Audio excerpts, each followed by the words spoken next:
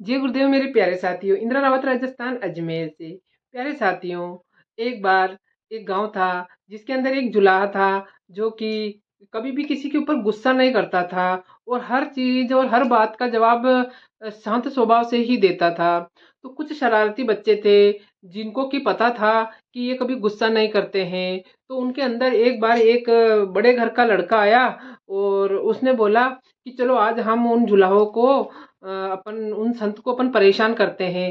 तो सब वहाँ पे गए और वो उन्होंने वहाँ पे कुछ साड़ियाँ रखी हुई थी जो कि वो बेचते थे। तो उस लड़के ने वो साड़ी हाथ में उठाई और बोला कि महात्मा, ये वाली साड़ी कितने की है? तो महात्मा ने बोला कि बेटा ये 10 रुपए की है। तो उसने क्या किया, उस साड़ी के फाड़ कर टुकड़े कर दिए और दोनों टुकड़े हाथ में लिए और फिर एक टुकड़े के को दिखाते हुए बोला कि ये वाली साड़ी अभी कितने की है? तो वो बिल्कुल शांत स्वभाव में थे और बिल्कुल भी गुस्सा न करते हुए उन्होंने बोला कि ये 5 रुपए की है। तो उसने और उस साड़ी के और टुकड़े किए और फिर उससे पूछा। उसने सोचा कि इस बार तो ये महात्मा जरूर गुस्सा करेंगे और फिर मैं इन सब बच्चों को बताऊंगा कि कैसे कोई कैसी भी परिस्थितियों में शांत रह सकता है। तो उसने उसको और टुकड़ा किया। तो उसने बोला कि ये 2.5 रुपए की है। तो इसी प्रकार उसने उस साड़ी के टुकड़े टुकड़े किए, टुकड़े टुकड़े करते गए, टुकड़े टुकड़े करते गया। लेकिन हर बार उसकी वो आधी से आधी रेट बताता गया। और उसके बाद में जब उसके खूब सारे टुकड़े हो गए तो उस लड़के ने बोला कि अब इसका क्या दाम है? तो उस लड़के ने बोला कि अब तो ये किसी काम की भी नहीं है, अब तो ये मेरे किसी भी काम नहीं आएगी, तो मैं तो इसको नहीं लूंगा। तो उस महात्मा ने बोला कि ये तुम्हारे क्या काम नहीं आएगी, अब तो ये किसी के भी काम आने लायक नहीं बची है। तो ये सुनकर लड़के को थोड़ा धक्का सा लगा कि वास्तव में बात तो सही कह रहे हैं। तो उस लड़के ने देख लिया कि ये महात्मा बिल्कुल भी गुस्सा नहीं हो रहे हैं। तो उनको अपने आप में थोड़ा सा दुख दुख हुआ। तो उन्होंने बोला कि महात्मा जी, मैं आपकी साड़ी के पैसे दे देता हूँ।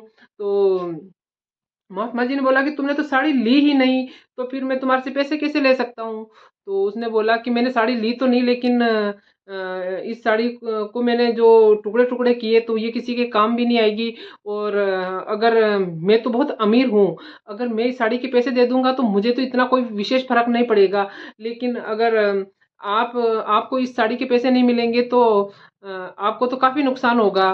तो उस महात्मा ने बोला कि नुकसान की बात ना करो। महात्मा ने बोला कि नुकसान की बात ना करो, नुकसान तो तुम इसका कभी भी इसकी भरपाई नहीं कर सकते हो।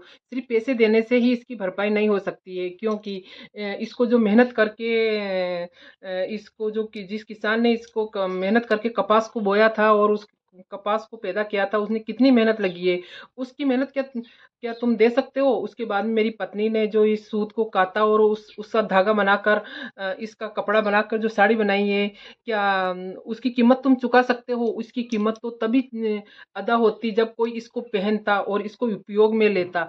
जब ये किसी उपयोग की नहीं रही तो इसकी इसकी कीमत कोई भी अदा नहीं कर सकता है, क्योंकि उन लोगों ने इतनी मेहनत करी है कि उसकी मेहनत का फल सिर्फ जब इसको कोई यूज में लेता तभी प्राप्त हो सकता था। तो ये सुनकर उस बच्चे को बहुत ही ज्यादा शर्मिंदगी प्राप्त हुई और वो शर्मिंदा हो गया और उस महात्मा के पाँव में गिर गया और उससे बहुत क्षमा मांगने लगा कि मुझसे बहुत बड़ी गलती हो गई है, मैं अपने घमंड के अंदर ही इस प्रकार की हरकत कर बैठा, तो मुझे माफ कर दीजिए। तो ये सुनकर जो जुलाहा था, जो कि खुद स्वयं कबीरदास जी थे, उन्होंने बोला कि अगर मैं इसके पैसे ले लेता तो इसकी कीमत की अदायगी नहीं हो पाती। इसके बजाय कि अगर तुमने खुद को पश्चाताप हुआ तो तेरी जिंदगी भर जो तू इस चीज से सीख गया है वो उस पैसे में ले लेता तो तू नहीं सीख पाता।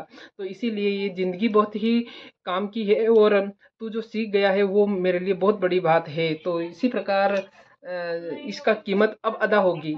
तो ये सुनकर लड़का बहुत खुश हुआ और वो उनके चरणों में गिर गया और क्षमा मांगने लगा।